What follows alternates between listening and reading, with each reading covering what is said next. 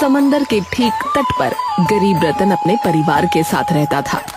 बेटे की शादी के बाद अब घर में उसकी इकलौती बेटी लता की शादी की बात चल रही थी।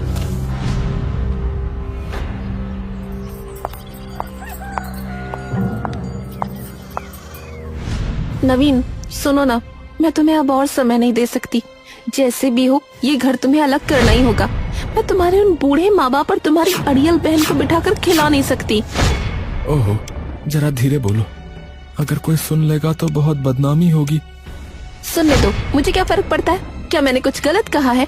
क्या मुझे अपने परिवार के बारे में नहीं सोचना चाहिए? सोचना तो चाहिए, पर अभी क्या जल्दी है? हमारी शादी को अभी कुछ ही दिन हुए हैं। कृपा करके थोड़ा और इंतजार कर लो, फिर धीरे धीरे माता पिता को समझाकर घर अलग कर लेंगे। अभी ये सब कहने से लोग हमें ही बुरा कहेंगे। जिसे जो कहना है कहे, मुझे कोई फर्क नहीं पड़ता।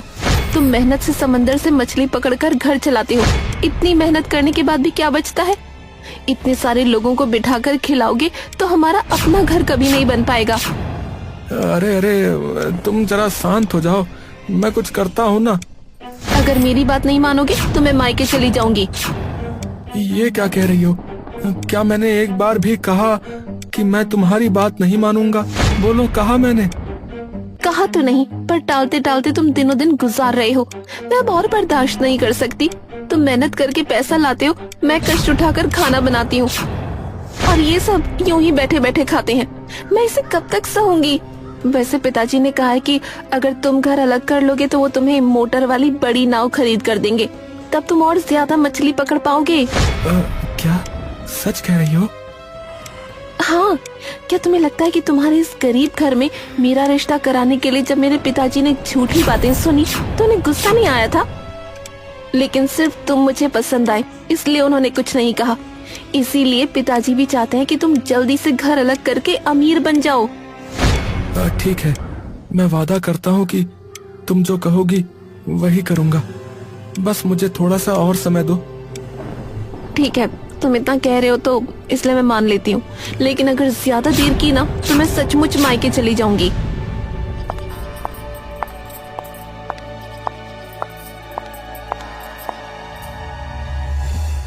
माँ, तुम इस तरह रो क्यों रही हो? क्या हुआ है? किसी ने कुछ कहा क्या तुम्हें? और कौन कहेगा बेटी, इतनी तंगी में इतने कष्ट उठाकर मैंने तुम्हें बड़ा किया है। हो सकता है हम तुम्हें कोई अच्छी जिंदगी ना दे पाए, लेकिन जितना हो सका हमने कोशिश की। मैं जानती हूँ, पर तुम रो क्यों रही हो? नवीन और उसकी पत्नी हमें बहुत समझते हैं। वो हमारे साथ इस घर में नहीं रहना चाहते, बस मुंह खोलकर कह नहीं पा रहे, इसलिए अभी तक हमारे साथ है। ये तुम क्या कह रही हो माँ? तुम्हें किसने कहा ये सब? मैं ये बिल्कुल नहीं मान सकती। भैया ऐसा नहीं चाहेंगे। जिसने भी तुमसे ये कहा उसने झूठ कहा। शायद उससे हमारी खुशहाल जिंदगी हजम नहीं हो रही, इसलिए वो झगड़ा कराना चाहता है, किसी और ने नहीं। मैंने खुद तुम्हारे भाई के कमरे के पास से आते हुए उनकी बातें सुनी है। क्या कह रही हो माँ? मुझे अपने कानों पर यकीन नहीं हो रहा। तुम दोनों माँ बेटी मिलकर क्यों रो रहे हो? क्या हुआ है? तुम्हें और क्या, तुम तो इधर उधर घूमकर समय बिताते हो, कुछ करते नहीं हो। ये क्या कह रही हो? मैं और क्या करूं?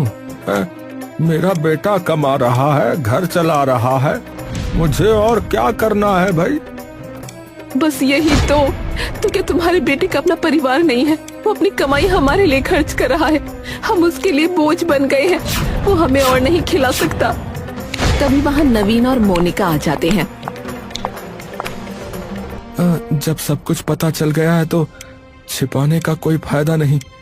मैं आपको खुद बता रहा हूँ पिताजी, मैं अब आप लोगों के भरण पोषण की जिम्मेदारी नहीं उठा सकता।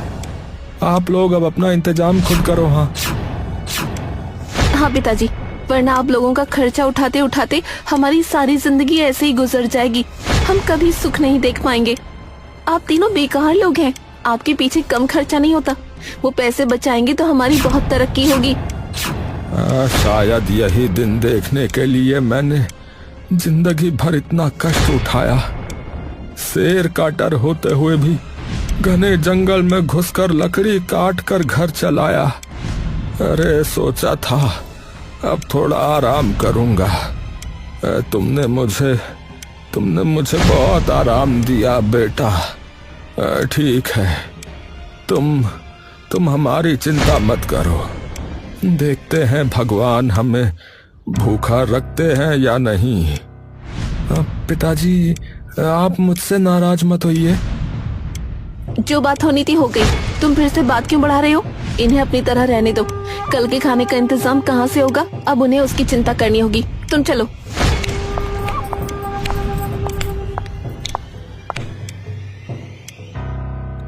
अरे रो मत लता की माँ, रो मत। भगवान हमारे लिए कोई ना कोई रास्ता जरूर बनाएंगे, देखना।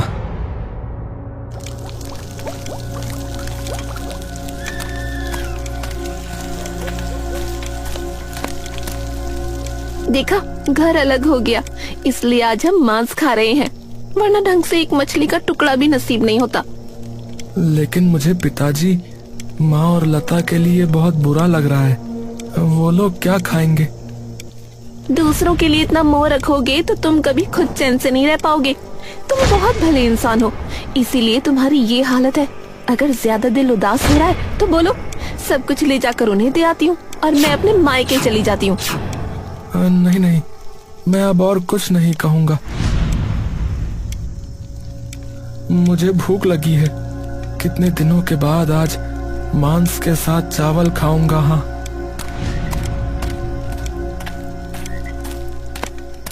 यही तो चाहिए था। इसे डरा कर ही रखना पड़ेगा।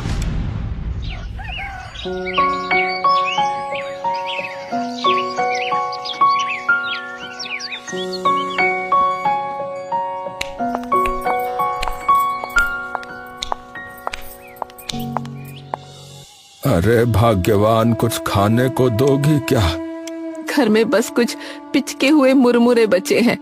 क्या तुम वो पिचके हुए मुरमुरे खा पाओगे? उसमें क्या है, जिसका नसीब ही रूठ गया है उसके मुरमुरे पिचके चाहे कुछ पिचके तो क्या ही नुकसान होगा उसका। वही ले आओ। और लता बेटी, जरा मेरी वो पुरानी कुल्हाड़ी तो लाना जरा। ये आप क्या कह रहे हैं पिताजी? इस उम्र में आप लकड़ी काटने जाएंगे? ये नहीं हो सकता। आपको कहीं जाने की जरूरत नहीं है। अरे पागलों जैसी बातें मत कर। अरे मेरी उम्र ही क्या हुई है। जा लेकर आ। 2 दाने तो मुंह में डालने ही होंगे ना। जा। तो मैं भी आपके साथ चलूंगी। अरे तेरी शादी की उम्र हो गई है, क्या तेरा वहाँ जाना ठीक रहेगा? बोल। अगर मेरा जाना ठीक नहीं तो आपका भी नहीं है। जाना है तो मुझे साथ लेकर जाना होगा। तुम अपनी माँ जैसी ही जिद्दी हो। अच्छा ठीक है भाई, जैसा तुम कहो। लो खाओ। माँ, मैं भी पिताजी के साथ जंगल में लकड़ी काटने जाऊंगी। ठीक है, जाओ। तुम साथ रहोगी तो मुझे थोड़ी तसल्ली रहेगी, वरना इस उम्र में इन्हें जंगल भेजकर मैं एक पल भी चैन से न रह पाऊंगी। हाँ चलो पिताजी। रतन और लता दोनों जंगल में जाकर सूखी लकड़ियां काटने लगते हैं।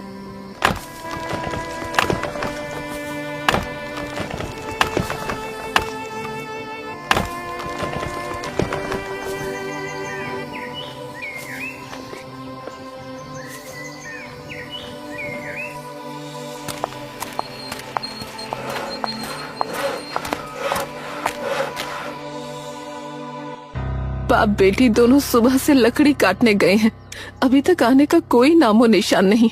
कौन जाने क्या हुआ और कब आएंगे। तभी सामने से झोला भर सामान लेकर आते हुए रतन और लता दिखे। माँ, अब और चिंता मत करो, हम आ गए हैं। ये क्या, इतनी सारी चीजें कहाँ से लाए? तुम्हारी बेटी बहुत अच्छी लकड़ी काटती है, इसीलिए आज हम बहुत सारी लकड़ी काट पाए भाई। उन्हें बेचकर ये चावल, दाल और सब्जियां लाए हैं। जाओ जाओ, जल्दी से खाना बनाओ, मेरी बेटी को बहुत भूख लगी है। मैं अभी खाना बना कर लाती हूँ, तुम लोग बैठकर आराम करो।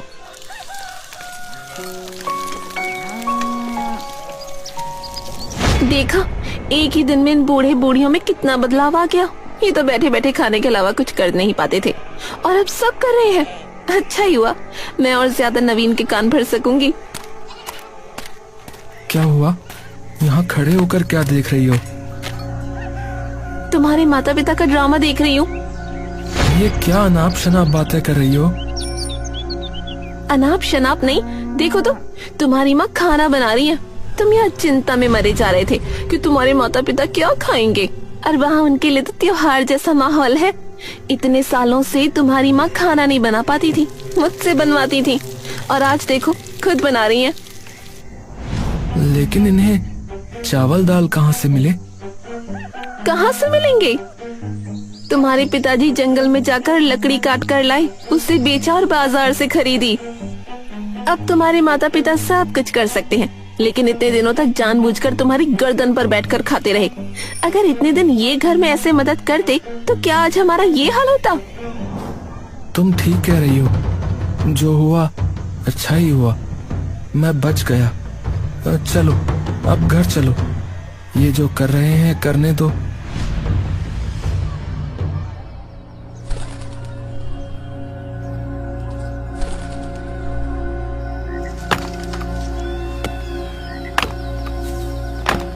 अगले दिन जंगल में लकड़ी काटते हुए रतन के हाथ पर कुल्हाड़ी जा लगी, जिससे उसका हाथ कट गया। पिताजी, क्या हुआ आपको? ये क्या, आपका तो हाथ कट गया है। पिताजी। अरे अरे कुछ नहीं बेटी, कुछ नहीं, बस वो लकड़ी सूखी थी, इसलिए कुल्हाड़ी फिसल गई। जल्दी घर चलो।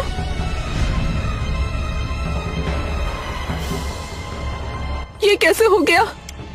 अरे मुझे खुद पता नहीं चला, वो लकड़ी सूखी थी इसलिए हाथ कट गया। अब ज्यादा बातें मत करो, आराम करो।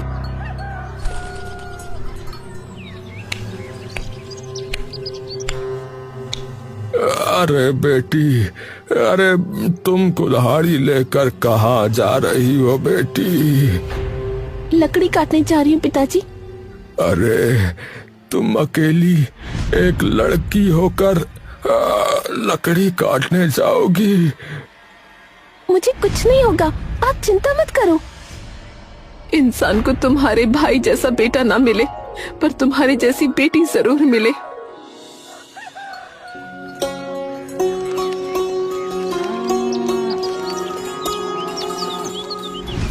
एक दिन, सुन रहे हो?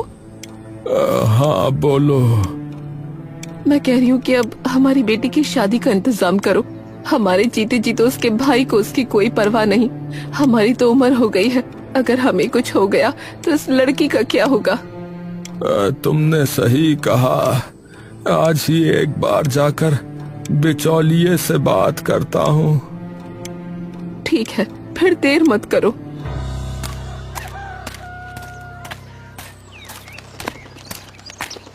रतन भाई, आप आज कैसे आना हुआ? हाँ भाई, बेटी के लिए एक अच्छा सा वर चाहिए था, इसीलिए आपके पास आया हूँ। देखिए, आप गरीब हैं, इसलिए आपकी बेटी की शादी कराने के लिए मुझे शायद बहुत बातें सुननी पड़े। कौन जाने अब क्या सुनना पड़ेगा। मुझे और शर्मिंदा मत करिए भाई, मेरी एक ही बेटी है। अगर उसकी शादी हो गई तो मैं चैन की सांस ले सकूंगा। ठीक है, मैं कोशिश करके देखूंगा। मेरे पास वैसे कुछ लड़के हैं, बात करके देखता हूँ। आप एक काम करिए, आप 2-3 दिन बाद आइएगा। अच्छा ठीक है भाई। वैसे आपके हाथ को क्या हुआ? ये वो लकड़ी काटते हुए थोड़ा कट गया भाई। अब मैं चलता हूँ भाई, 2 दिन बाद मिलते हैं।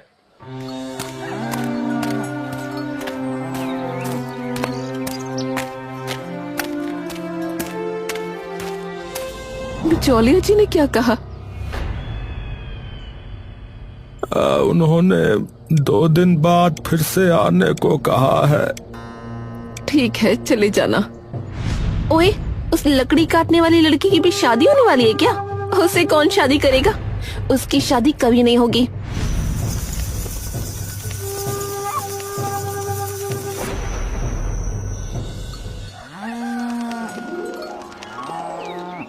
दो दिन बाद।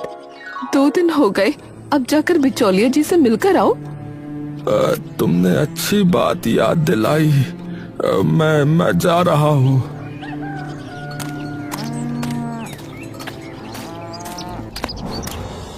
मैं आपका ही इंतजार कर रहा था। तो जरूर कोई अच्छी खबर होगी, बताइए। अरे अच्छी क्या, आपने तो भाई मुझे लोगों के बीच में शर्मिंदा कर दिया। आप अपनी बेटी से लकड़ी कटवाते हैं। छी छी छी छी। आपको पता है मुझे आपके लिए कितनी बातें सुननी पड़ी हैं। मैंने उन्हें बताया था कि लड़की अच्छी है। बाद में जब उन्हें पता चला कि लड़की लकड़ी काटती है तो फिर असल में भाई बहुत मुश्किल में पड़कर लड़की को फिर से लकड़ी काटने जाना पड़ा था। रहने दीजिए आप अपनी मुसीबत। लगता है आपको अपनी बेटी की शादी वादी नहीं करनी। ऐसे ही जंगल जंगल लकड़ी काटने में ही लगे रहिए। देखिए भाई, ऐसे तो आपको लड़का नहीं मिल पाएगा। हाँ, मुझे माफ करिए। रतन शर्म से धीरे धीरे वहाँ से चला आता है।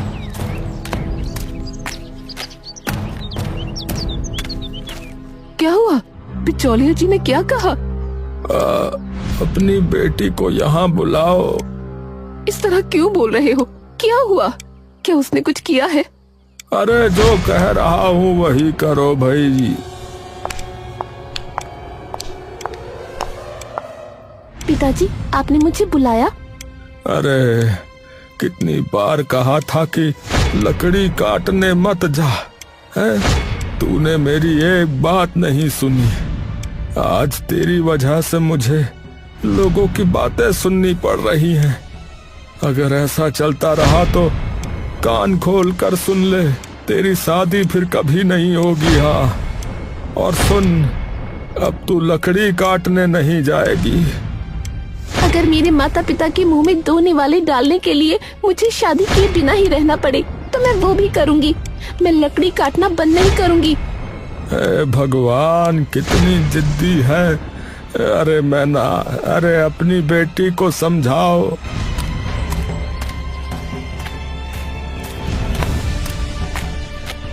देखा आपने, वो मेरी एक बात भी नहीं सुनकर जंगल की ओर चली गई।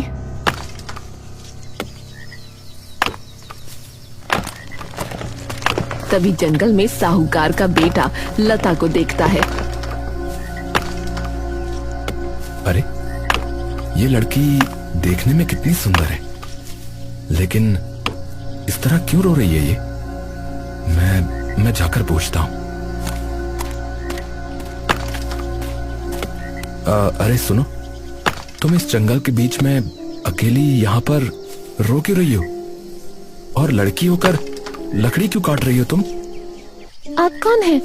और मैं आपको अपनी बात क्यों बताऊं? अरे देखो, तुम मुझे गलत मत समझो। मैं दरअसल इस जंगल में घूमने आया था और मैं ना रास्ता भटक गया हूँ, इसीलिए तुम्हें देखकर इधर आया। ठीक है, मैं आपको रास्ता दिखा देती हूँ। वो तो ठीक है, पर उससे पहले ये तो बताओ कि तुम रो क्यों रही हो और ये सब क्यों कर रही हो? आप एक अजनबी हैं, मैं आपको ये सब क्यों बताऊं? अगर तुम एक अजनबी की मदद कर सकती हो तो अपना दुख क्यों नहीं बता सकती? मैं समझ गई, आप बिना सुने नहीं छोड़ेंगे। ठीक है तो सुनिए। घर के रास्ते पर चलते हुए लता राघव को सारी बात बताती है। सुना आपने सब? अब बताइए, ये सब सुनकर आपको क्या मिला? ये सब सुनकर मुझे क्या मिला, ये तुम्हें बाद में पता चलेगा। ठीक है, वो रहा मेरा घर। आप इस रास्ते पर चलते रहेंगे तो आगे बड़ी सड़क मिल जाएगी। अब मैं चलती हूँ। अच्छा ठीक है, धन्यवाद।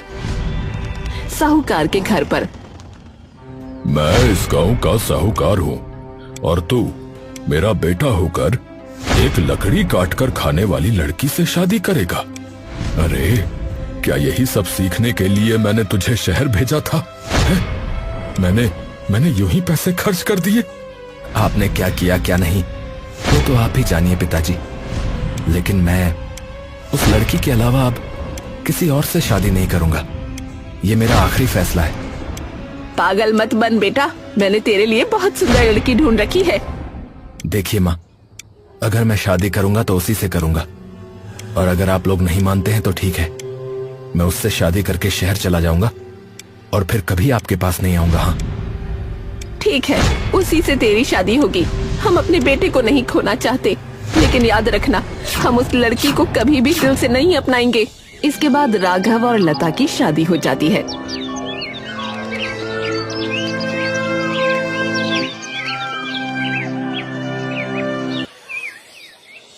अरे मेरी बेटी का भाग्य इतना अच्छा होगा, ये मैंने कभी नहीं सोचा था। मैंने भी नहीं, लेकिन बेटी तो सुखी हो गई। अब हमारा क्या होगा? क्या हम बूढ़े बुढ़िया कुछ खा पाएंगे? अरे अब कोई बात नहीं, बेटी का ब्याह हो गया तो अब मैं हंसते हंसते मरने को भी तैयार हूँ। मेरी बहन के बारे में तुम कितनी बातें किया करती थी, अब देखा उसकी कितनी अच्छी जगह शादी हो गई। अब तुम्हें अपनी बहन के लिए बड़ा दर्द हो रहा है ना? और हुई तुम्हारी बहन की शादी, तुम्हें क्या वो तुम्हें कुछ देने आएगी? तुम बड़ी बातें करती थी, घर अलग करूंगा तो तुम्हारे पिताजी नई नाव देंगे। कहाँ है वो नाव? अब तुम ये सब क्यों कह रहे हो? मुझे ये लालच दिखाकर, बहला फुसलाकर तुमने मुझे मेरे माता पिता से अलग कर दिया। पर अब मुझे सब समझ में आ रहा है, मैं वापस अपने माता पिता के साथ ही रहूंगा। तो मैं भी मायके चली जाऊंगी। देखो, तुम्हारी जो मर्जी हो वो करो। एक दिन घर में लता उदास बैठी थी। क्या हुआ तुम्हें? माँ पिताजी की बहुत याद आ रही है। कौन जाने वो क्या कर रहे होंगे, क्या खा रहे होंगे। आप तो जानते हैं कि हमारा घर कैसे चलता है। ठीक है, तो चलो उनसे मिलने चलते हैं। राघव बहू को लेकर कहाँ जा रहा है? लता के माता पिता के घर माँ, उसे अपने घर की याद आ रही है। देख, तूने उससे शादी करनी चाहिए, हमने कर दी। अब फिर से तुम्हें उस घर में क्यों जाना है? वहां जाने से हमारी क्या इज्जत रहेगी भाई? मुझे नहीं पता था पिताजी कि आपकी इज्जत इतनी कमजोर है। मुंह संभाल कर बात कर, हम तुम्हारे भले के लिए कह रहे हैं। वहाँ जाओगे तो वो तुम्हें खिलाएंगे क्या? कहाँ बिठाएंगे? वो मैं समझ लूंगा माँ। मेरे बेटे का दिमाग खराब कर दिया है इस लड़की ने। मैं जानती हूँ ये मेरे बेटे की जेब काटने ले जा रही है। मैं अपने पिताजी के घर नहीं जाऊंगी। देखो, मुझे इन बातों से कोई फर्क नहीं पड़ता। तुम ऐसा क्यों कह रही हो? चलो, मैंने कहा ना। दोनों वहाँ से निकलते हैं और रतन के घर पहुँचते हैं। आने से पहले एक बार बता देना चाहिए था बेटी। बताने का समय ही नहीं मिला माँ। आप लोग परेशान मत होइए माँ, मैं ठीक हूँ। मैना रतन को एक तरफ ले जाती है। दामाद आया है, अब उसे क्या खिलाऊं? घर में तो कुछ भी नहीं है, पैसे भी नहीं है। अब मैं कहता हूँ कि क्या तुम होगला के फूल की अच्छी खीर बना सकती हो? हाँ बना सकती हूँ, लेकिन कोई नहीं, मैं अभी जाकर ले आता हूँ। तुम होगला के फूल की खीर बनाओ। हाँ, ये देखो कितने सारे लाया हूँ। मैं फूल तोड़कर साफ कर देता हूँ, तुम दूसरा काम खत्म करो। दो मुझे ये।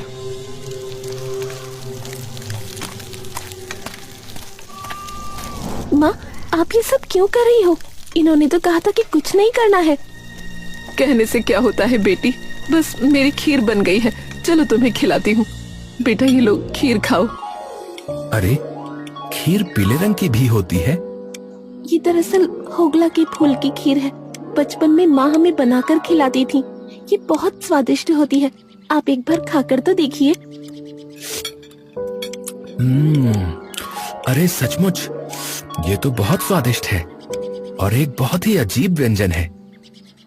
हाँ, इसके बारे में ज्यादा लोग नहीं जानते, लेकिन हम जो समंदर के किनारे और सुंदरबन के पास रहते हैं उनके लिए ये एक भावनात्मक भोजन है। बेटा, कृपा करके तुम बुरा मत मानना। हम तुम्हें तुम्हारे लायक कुछ नहीं खिला पिला पाए, ना ही कुछ दे पाए। अरे अरे, ये क्या कह रहे हैं पिताजी? ये तो मुझे बहुत पसंद आई है और मैं कुछ दिनों से गांव में एक अच्छी क्वालिटी का रेस्टोरेंट खोलना चाह रहा था। मैं उसमें पारंपरिक और अपरिचित खाने के आइटम रखना चाहता था। मैं आपके इसी व्यंजन के नाम पर अपना रेस्टोरेंट खोलूंगा। ये हमारा मुख्य व्यंजन रहेगा और ये खीर आप बनाएंगी माँ। मैं अपने रेस्टोरेंट का आधा मुनाफा आपको दूंगा। अरे ये तुम क्या कह रहे हो बेटा? मैं सच कह रहा हूं पिताजी, क्योंकि मैं जानता हूं कि अगर मैं यूं ही आप लोगों को पैसे दूंगा तो आप लोग नहीं लेंगे, और अगर आप लोग ठीक नहीं रहेंगे तो आपकी बेटी भी ठीक नहीं रहेगी, और अगर वो ठीक नहीं रहेगी तो मैं भी ठीक नहीं रह पाऊंगा। इसीलिए मुझे ये करना ही होगा। नमस्कार दर्शकों, आप देख सकते हैं कि मैं इस समय इस प्रसिद्ध होगला फूल की खीर रेस्टोरेंट में हूं। आप बताइए कि ये खाना कैसा है?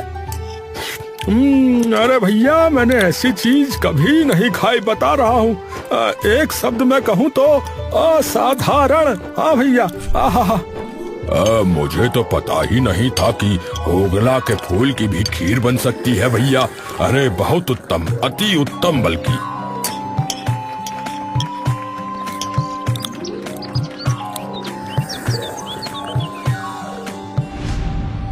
बेटा, हम तुम्हारे बहुत आभारी हैं। तुमने हम सबको एक बहुत सुंदर जीवन दे दिया। काश मेरा अपना बेटा भी ऐसा ही होता। पिताजी, अब आप मेरा परिवार हो, बस ये मानिए। तभी नवीन रुआंसा मुंह बनाकर वहाँ आ जाता है। मुझे माफ कर दीजिए पिताजी। अरे तू यहाँ पे? मैंने ही इन्हें बुलाया है पिताजी। एक दिन मैंने भाई के साथ अकेले में बातचीत की थी। इन्होंने अपना अपराध स्वीकार कर लिया है। मात्र अपनी पत्नी का मन रखने के लिए इन्होंने ये भूल की थी। अब इन्हें वो भूल समझ में आ रही है। आप इन्हें क्षमा कर दीजिए पिताजी। क्षमा? अरे अगर तुम्हारी माँ तुम्हें क्षमा कर दे तो मुझे और फिर कुछ नहीं कहना है। अब हमें इस तरह और कष्ट मत देना बेटा। हम अपनी बाकी की जिंदगी तुम्हारे साथ हंसते खेलते बिताना चाहते हैं। ऐसा फिर कभी नहीं होगा माँ। बेटी को पाकर तुम लोग मुझे भूल गए। अरे पगली बेटी, अरे क्या तुझे भूला जा सकता है?